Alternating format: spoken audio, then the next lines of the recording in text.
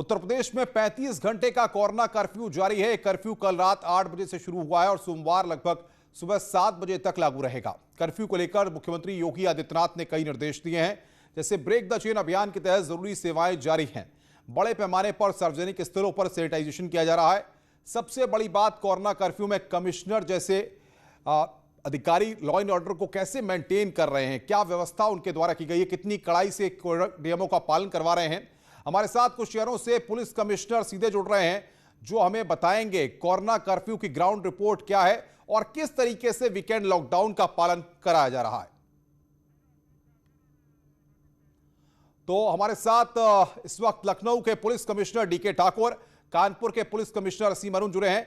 हम आपका स्वागत करते हैं। डीके ठाकुर साहब, किस तरीके से राजधानी लखनऊ में वीकेंड लॉकडाउन का पालन किया जा रहा है, क्या कदम उठाए जा रहे हैं?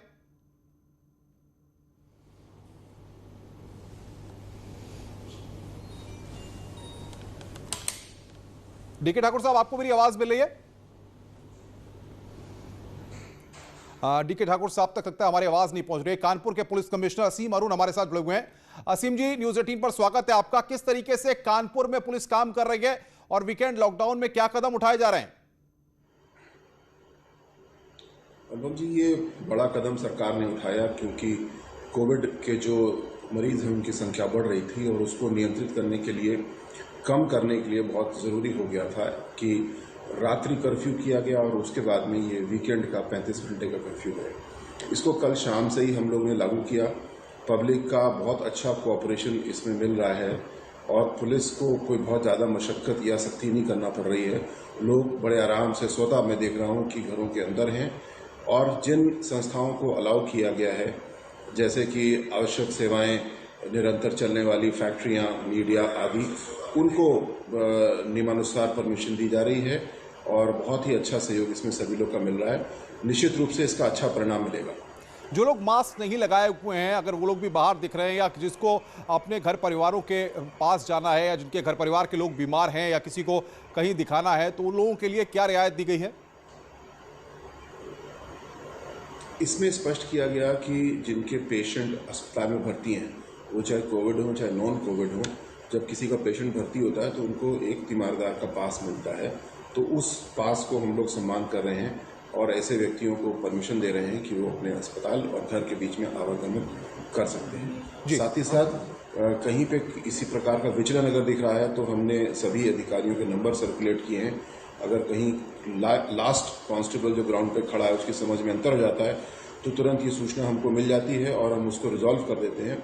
हालांकि ऐसा बहुत कम करना पड़ रहा है क्योंकि सभी की ब्रीफिंग बहुत अच्छी है और पूरी तरीके से कर्फ्यू का पालन भी हो रहा है और साथ साथ जो आवश्यक सेवाएं हैं, आवश्यक नागरिक जिनको चलना जरूरी है, वो भी अपना काम कर पा रहे हैं। असीम जी, आप बने रहिए हमारे साथ। लखनऊ के पुलिस कमिश्नर डीके ठाकुर साहब भी हमारे साथ हैं। डीके ठाकुर साहब, न्यूज़ 18 पर स्वागत है आपका। राजधानी में किस तरीके से वीकेंड लॉकडाउन को इंप्लीमेंट कराया जा रहा है और क्या कुछ दिक्कतें भी पेश आ रही हैं? वीकेंड लॉकडाउन को इंप्लीमेंट कराया जा रहा है और क्या कुछ दिक्कतें भी पेश आ रही हैं? देखिए, राजधानी में वीकेंड लॉकडाउन आज हमारे लिए कुछ ज़्यादा ही चुनौती भरा है। वो इसलिए कि कल हमारे यहाँ पंचायत चुनाव भी है। आज पंचायत चुनाव के लिए सारे 8 ब्लॉकों से पार्टियां रवाना हो रही हैं जी। जो पार्टियां रवाना हो रही हैं उनके लिए पोलिंग पार्टी जा रही आ रही हैं। एक तो हमारे लिए चुनौती ये है। दूसरी चुनौती, आज लखनऊ में एनडीए के एग्ज़ाम भी चल रहे हैं 2 पालियों में। उनके बच्चों को भी सुरक्षित पहुँचाना सेंटर तक, फिर सेंटर से वापस पहुँचाना हमारे लिए चुनौती है। इसके अलावा जो राजधानी में रमज़ान, नवरात्र वगैरह के त्यौहार वगैरह भी सीमित मात्रा में चल रहे हैं। हम लोग सारी समस्याओं को ध्यान में रखते हुए, सारी चुनौतियों को ध्यान में रखते हुए हम लोगों ने अपने पुलिस प्रबंध किए हैं और हम लोगों ने ये सुनिश्चित किया है कि किसी भी जनता को किसी तरह कोई दिक्कत न होने पाए और साथ ही साथ जो कर्फ्यू या तालाबंदी का जो ऐलान है उसका भी पालन हो। अच्छी बात यह है कि आम जनता ने हमारा पूरा साथ दिया है। आम जनता ने साथ आकर के पूरा तालाबंदी का समर्थन किया है और सब लोग हमारा सहयोग कर रहे हैं, कहीं कोई दिक्कत नहीं आ रही है। बिल्कुल। डीके ठाकुर साहब, मैं आऊंगा आपके पास इस वक्त बातचीत करने के लिए। गौतम बुद्ध नगर के पुलिस कमिश्नर आलोक सिंह जी हमारे साथ जुड़ रहे हैं। आलोक सिंह जी, न्यूज़ 18 पर स्वागत है आपका। गौतम बुद्ध नगर में किस तरीके से वीकेंड लॉकडाउन का सख्ती से पालन कराया जा रहा है और अब तक क्या कदम उठाए गए हैं?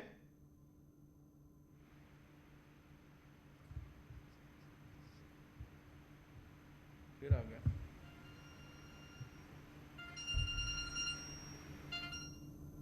हेलो। हम बातचीत करेंगे आलोक सिंह जी से। उनसे हमारा संपर्क इस वक्त नहीं हो पा रहा। एक बार हम फिर कानपुर के पुलिस कमिश्नर असीम अरुण जी के पास चलेंगे। असीम जी, व्यवस्थाओं को लेकर के जिस तरीके से हम देख रहे हैं कि जब तक सख्ती नहीं होती है तब तक लोग मानने के लिए तैयार नहीं होते। अब इस वीकेंड लॉकडाउन के बाद सख्ती का असर भी ग्राउंड पर दिख रहा है। क्या कुछ दिक्कतें भी पेश आ रही हैं वहां पर आपको? नहीं, दिक्कतें तो कोई खास पेश नहीं आ रही हैं। केवल चुनौती यह है कि पुलिसकर्मियों को अपनी स्वास्थ्य की चिंता भी करनी है, अपना सुरक्षा का ध्यान रखना है और साथ ही साथ जो नियम बनाए गए हैं उनको लागू करना है। इनका सामंजस्य बनाया गया है और जितने पुलिसकर्मी इस समय 13 पुलिसकर्मी कानपुर नगर में कोविड से ग्रस्त हैं, उन सभी के इलाज की पुख्ता व्यवस्था की गई है। उनसे निरंतर टेलीमेडिसिन के लिए बातचीत की जा रही है और मुझे बताते हुए खुशी और संतोष है कि कोई भी पुलिसकर्मी अभी होम आइसोलेशन के अलावा L2, L3 में भर्ती कराने की ज़रूरत उसकी नहीं पड़ी है कोविड के लिए। बिल्कुल। तो ये चिंताएं थी, लेकिन कोई गंभीर चिंताएं नहीं हैं और काम करने में बहुत सहयोग नागरिकों का मिल रहा है। इसलिए भी क्योंकि जब परेशानी बढ़ती है तो किसी को समझाना नहीं पड़ता है। दूसरा, सरकार ने एक बड़ा और अच्छा निर्णय लिया कि जुर्माने की धनराशि बढ़ा दी है, तो मास्क के जो इन्फोर्समेंट है वो तुरंत इस निर्णय के होते ही अच्छा हो गया है और पुलिस के द्वारा तो इसका अनुपालन कराया ही जा रहा है। बिल्कुल, लोगों को जागरूक भी किया जा रहा है। बिल्कुल असीम जी, आप बने रहिए हमारे साथ गौतम बुद्ध नगर के पुलिस कमिश्नर आलोक सिंह जुड़ गए हैं। आलोक सिंह जी, न्यूज़ 18 पर स्वागत है आपका। गौतम बुद्ध नगर में किस तरीके से वीकेंड लॉकडाउन का पालन कराया जा रहा है और क्या कुछ दिक्कतें पेश आ रही हैं?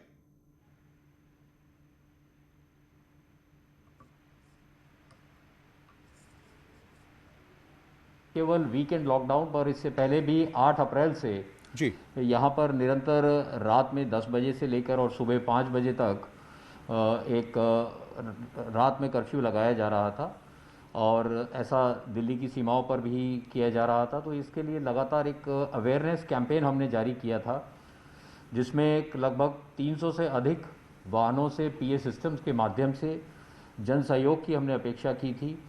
अनेक RWS जो यहाँ हैं उन सब का सहयोग प्राप्त किया और उसके अतिरिक्त जो धार्मिक स्थल हैं वहाँ से धर्मगुरुओं के माध्यम से ये घोषणा करवाई कि उनके धर्म अनुयायी जो हैं वो इसका पालन करें। तो इन सब के सहयोग से ये लॉकडाउन जो है, जो कर्फ्यू कल से हमने कल शाम से जो किया है, ये उसका पूर्णतः पालन हो रहा है, 100% पालन हो रहा है। आलोक जी, नोएडा से बहुत सारे लोग दिल्ली जाते हैं, इलाज कराने के लिए भी जाते हैं। ऐसे में लोगों को इस तरह की दिक्कतें भी पेश आ रही हैं कि अगर कोई अपने घर परिवार के किसी मरीज के पास मिलने जा रहा है तो उससे पूछा जा रहा है कि कुछ प्रमाण पत्र दिखाइए, कुछ कागज दिखाइए। ऐसे में इस तरह के केसेस से कैसे निपट रहे हैं?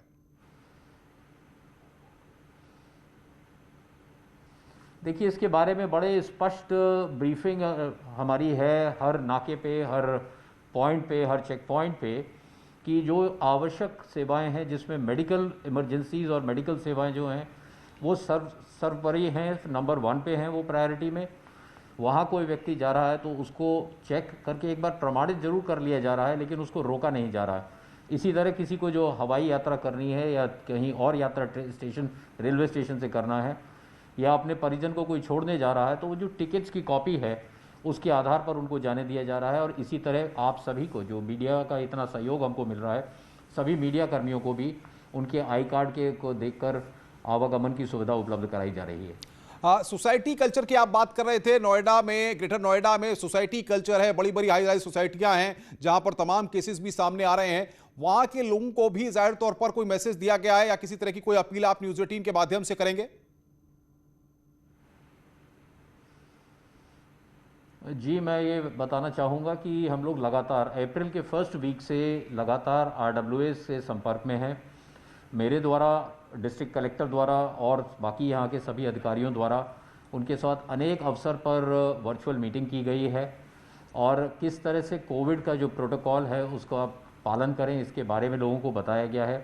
आपके माध्यम से मैं ये पुनः अपील करना चाहूँगा कि जो मास्क धारण कर रहे हैं वो लोग मास्क पुलिस से बचने के लिए नहीं, कोरोना से बचने के लिए धारण करें। कुछ लोगों को देखा गया है कि वो उसको एक कान में लटका लेते हैं या ठोड़ी पर, चिन पे लगा लेते हैं। ऐसा ना करें, कृपया अपने जीवन से ना खेलें और इस मास्क को सही प्रकार से धारण करें। बिल्कुल आलोक जी, मैं आऊंगा आपके पास। हमारे साथ वाराणसी के पुलिस कमिश्नर सतीश गणेश भी जुड़े हुए हैं। सतीश जी, न्यूज़ 18 पर स्वागत है आपका। वाराणसी में किस तरीके से वीकेंड लॉकडाउन को इंप्लीमेंट कराया जा रहा है, और अभी हाल में प्रधानमंत्री ने भी कुछ इंस्ट्रक्शन वर्चुअल बैठक में आपको दिए हैं?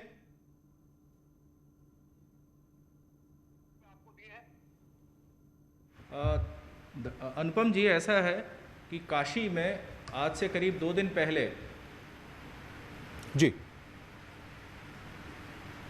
मेरे द्वारा यहाँ के जितने भी व्यापार मंडल के सम्मानित पदाधिकारी हैं उनसे अपील की गई थी, और उस अपील का परिणाम ये रहा कि उन्होंने स्वमेव अपनी तरफ से ही पहल करके, इको हो रहा है जी सतीश जी, आवाज सुन पा रहा हूं मैं। उन्होंने एक्चुअली वो इको हो रहा है तो उसकी वजह से थोड़ा सा डिस्टरबेंस है। बहरहाल मैं अपनी बात पूरी करता हूँ। तो जितने व्यापार मंडल के पदाधिकारी थे उन्होंने ये खुद पहल ली, और उनकी पहल के आधार पर यहाँ के जितने भी व्यापारिक प्रतिष्ठान थे वो अपने आप ही बंद हो गए।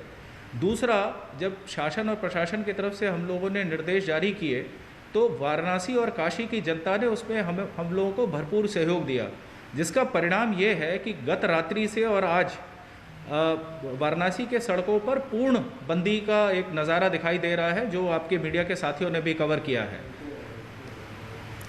सतीश जी, अब तक कार्रवाई की अगर बात करें तो कितनी कार्रवाई हुई है? क्योंकि लोग अगर लापरवाही बरत रहे हैं और सचेत नहीं है, कोविड नियमों का पालन नहीं कर रहे हैं, तो कितनी कार्रवाइयां वहां पर आपके द्वारा की गई हैं?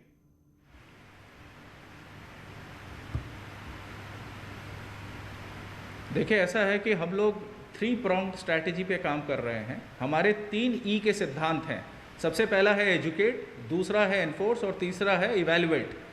एजुकेट की जहाँ तक की बात है तो वो हमने अपील जारी करी है सोशल मीडिया के माध्यम से, जो हमारे पीए सिस्टम्स हैं उसके माध्यम से, कि मास्क का धारण करें, पब्लिक प्लेसेस में, क्राउडेड प्लेसेस में जाने से बचें, जब तक ज़रूरी ना हो तब तक घर से इमरजेंसी के अलावा ना निकलें। लेकिन इसके बाद भी यदि कोई Covid compliant behaviour wilfully violate कर रहा है तो ऐसी दशा में हम लोग स्ट्रिक्टली एनफोर्स कर रहे हैं। और मैं आंकड़ों के खेल में नहीं पड़ना चाहता, लेकिन फिर भी चूंकि आपने ये प्रश्न रखा है तो लगभग पिछले 1 सप्ताह में 10,000 से ज़्यादा हम लोगों ने चालान किए हैं ऐसे व्यक्तियों के खिलाफ जिन्होंने प्रॉपर तरीके से मास्क नहीं पहना है। और इसी तरह जो हमारे 3 व्हीलर्स हैं, जहाँ पे जिसकी एक कैपेसिटी है, निर्धारित कैपेसिटी है, उससे ज़्यादा पैसेंजर्स को प्लाई करने में 3 व्हीलर्स के खिलाफ भी हम लोगों ने कार्रवाई करी है। तो ये जो एनफोर्समेंट की कार्रवाई है और ड्राइव है उसको हम लोगों ने लगातार जारी रखा है। बिल्कुल। लखनऊ के पुलिस कमिश्नर डीके ठाकुर साहब भी हमारे साथ बने हुए हैं। डीके ठाकुर साहब, रणनीति की बात हो रही है लखनऊ, क्योंकि इस समय पूरी तरह से हिट जोन में है, 5,000 से ज्यादा केस सामने आ रहे हैं। पुलिस कर्मियों को अपने आप को भी सुरक्षित रखना है, ऐसे में क्या स्ट्रेटेजी आपकी है? किस तरीके से ग्राउंड पर वो स्ट्रेटेजी काम करती हुई नजर आ रही है? किस तरीके से ग्राउंड पर वो स्ट्रेटेजी काम करती हुई नजर आ रही है? देखिए, मैं आपको अवगत कराना चाहूँगा कि पूरे प्रदेश में सबसे ज़्यादा संक्रमण प्रभावित अभी लखनऊ है। और लखनऊ में भी जो अपने कोरोना फ्रंट वॉरियर्स हैं, चाहे हेल्थ वर्कर्स हों, चाहे मीडिया वाले हों, चाहे पुलिस वाले, इससे बहुत ज़्यादा प्रभावित हुए हैं। हमारे कुछ पुलिसकर्मी भी प्रभावित हुए हैं, उनका सही से इलाज चल रहा है। कुछ लोग जैसे अपना होम आइसोलेशन में इलाज चला रहे हैं। और ये समस्या हमारे लिए बहुत गंभीर है। और ये समस्या इसलिए भी गंभीर है कि आज जैसे आपने कहा, मैंने आपको कहा शुरू में, कि कल हमारे यहाँ पंचायत चुनाव भी है। काफ़ी भारी संख्या में पुलिस फोर्स उन सब के लिए रवाना हो रही है। हम लोगों ने एहतियातन ये कदम उठाया है कि जो भी पुलिस फोर्स जहाँ भी जा रही है उनको प्रॉपर मास्क, सैनिटाइजर वगैरह दे रहे हैं। साथ साथ जैसे सब जगह हम लोगों ने अपने दवाइयों की व्यवस्था भी कर रखी है। सारे जो CSC PSC वगैरह उनसे भी हमारा टाई अप है। कहीं कोई दिक्कत होगी तो हम उनका इलाज करा लेंगे समय से। लेकिन ये समस्या बहुत गंभीर है, बहुत चुनौतीपूर्ण है। स्वास्थ्य, पुलिस वालों के स्वास्थ्य को ठीक ठाक रखना बहुत महत्वपूर्ण बात आप कह रहे हैं। जितना संभव प्रयास कर सकते हैं कर रहे हैं। बिल्कुल। आलोक जी के पास में एक बार चलूंगा, गौतम बुद्ध नगर के पुलिस कमिश्नर। आलोक जी, कोऑर्डिनेशन की बात होती है, नोएडा, ग्रेटर नोएडा इतना बड़ा एरिया है, दिल्ली से सटा हुआ है, NCR का एरिया है। ऐसे में तमाम जो अथॉरिटीज हैं, चाहे उनके साथ हो, चाहे डिस्ट्रिक्ट एडमिनिस्ट्रेशन हो, उनके साथ हो, ऐसे में पुलिस किस तरीके से कोऑर्डिनेशन के साथ काम कर रही है?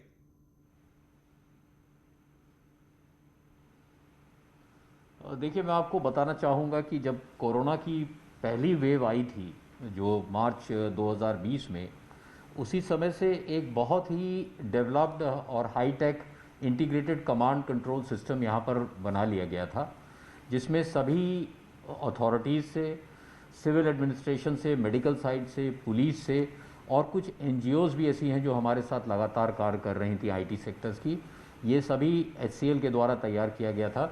उस इंटीग्रेटेड कमांड सेंटर से एक परफेक्ट कोऑर्डिनेशन है।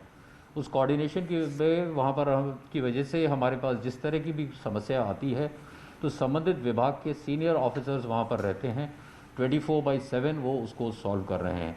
जहाँ तक सीमावर्ती बात है तो दिल्ली पुलिस के साथ हमारा लगातार एक कोऑर्डिनेशन मैकेनिज्म है, जिसमें सीनियर लेवल पर भी और डीसीपी स्तर पर भी लगातार ट्रैफिक के संबंध में या मूवमेंट के संबंध में या मास मूवमेंट जैसा पिछली बार देखा गया था, उस सब को कोऑर्डिनेट करने के लिए एक बिल्कुल फ्लॉलेस एक्सरसाइज यहाँ पर की जा चुकी है। बहुत बढ़िया आलोक जी, बहुत बहुत शुक्रिया आपका, असीम जी आपका, डीके ठाकुर साहब आपका और सतीश गणेश जी आपका हमारे साथ जुड़ने के लिए और बातचीत करने के लिए बहुत बहुत शुक्रिया। तो ये 4 पुलिस कमिश्नर